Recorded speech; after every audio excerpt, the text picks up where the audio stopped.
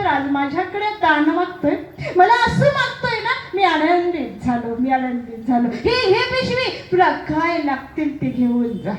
मात्र त्यातल्या 2 आसू आमच्या आचार्यांनी उचलल्या. देवाची आज्ञा आहे म्हणे अजून घे. नाही, माझ्या देवाने सांगितलं 2च आसू घ्यायचे आहेत. तुम्ही आम्ही असतो तर काय केलं असतो?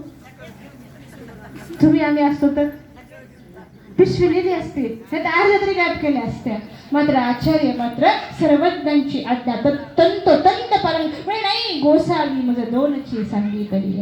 म्हणजे देवाने 2 सांगितलं. पटकन थांबा, आंघोळ करा, स्वयंपाक झालाय, जेवण करा. नाही, म्हणजे आत्ताची जाणे असेल, मला आत्ताच जावे लागेल. आणि निघाले, 2 आसू घेऊन निघाले. पोहोचले, दिले सर्वज्ञांच्या हातामध्ये. सर्वज्ञांनी आसू हातामध्ये घेतल्या. एकाईसा समोर बसली होती. 2 आसू घेतल्या, पटकन फेकल्या एकाईसाच्या अंगावरती. बाई घ्या तुमच्या 2 आसू. घेतल्या आसू एकाईसाने. मात्र स्वामी त्या ठिकाणी म्हणतात, माझा वानरेश भुकेलेला आहे. तो सावखेड्याला गेला, सावखेडून आला. सकाळपासून भिक्षा नाही, भोजन नाही, जेवण नाही, काहीच नाही. माझा नागदेव भुकेलेला आहे. एकाईसाच्या शिदोरीमध्ये 2 पोळ्या होत्या. ती शिदोरीवर बांधलेली होती. स्वामी त्या शिदोरीकडे बघायचे, एकाईसाकडे बघायचे आणि नागदेवाचार्यांकडे बघायचे. बघा, दान कसं असावं लागतं. दान देताही आलं पाहिजे, दान योग्य पात्री घडलं पाहिजे. योग्य वेळी दिलेल्या दानाचं गोमट कशा पद्धतीने लागतं लक्षात ठेवा. स्वामी सांगत होते, परत म्हणायचे, वानरेश भुकेले असती, कवडाजवळी काही असेल. परत ते शिदोरीकडे बघायचे. मला नांदेडची शिदोरी भाग्यवान वाटले. जी गोपाळांची शिदोरी भाग्यवान आहे, जी ब्राह्मणांची शिदोरी भाग्यवान आहे. ती शिदोरी सर्वज्ञांनी सोडली, आरोग्याने केलेली आहे. मात्र इथली शिदोरी फक्त बघत होते सर्वज्ञ. पाहिली ती शिदोरी फक्त.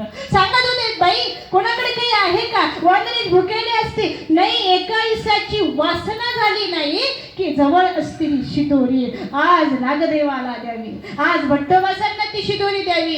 एका पात्राच्या ठिकाणी, आचार्यांसारख्या नागदेवाच्या ठिकाणी जर मला अन्नदान घडलं तर याच्यासारखं गोमट कोणतंच नाही मंडळी. एवढं मोठं अन्नदान घडत होतं.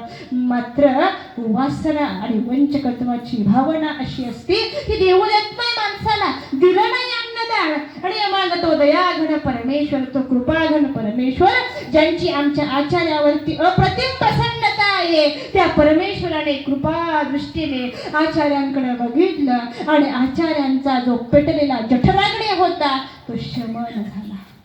सर्वज्ञांच्या कृपा दृष्टीने तो चेतलेला अग्नी जो होता तो शांत झाला.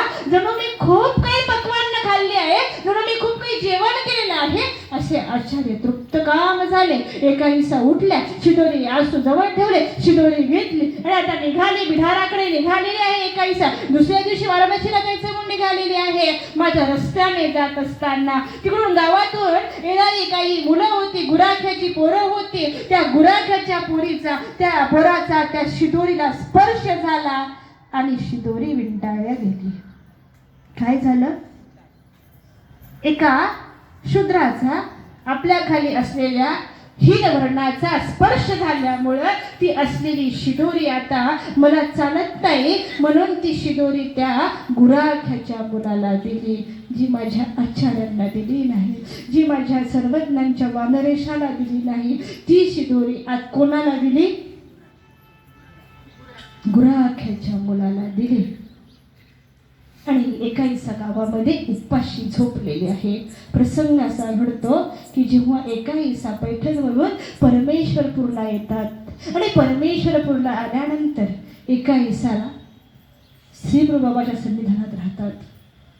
एक जर अन्नदान केलं नाही, चांगल्या पात्राचं अन्नदानाचं डावलनं जर केलं तर होतं काय लक्षात ठेवा.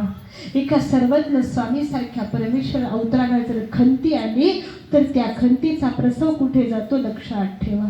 आता पोहोचले आणि सहजच इच्छा उत्पन्न झाली की मला राऊळमाय राऊळबाप